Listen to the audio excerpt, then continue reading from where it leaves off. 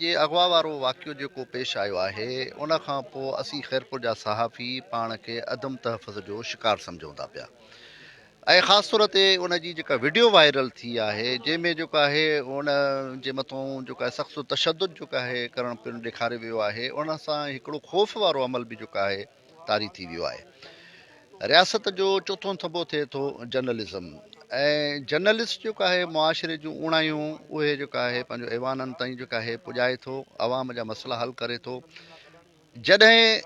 इहो थंब जेको आहे उन जो जेको पंहिंजो पिलर्स जेको आहे कमज़ोर जेको आहे थींदो त रियासत ख़ुदि कमज़ोर जेको आहे थींदी। तंहिंजे करे असीं चाहियूं था त फयाज़ सोलंगी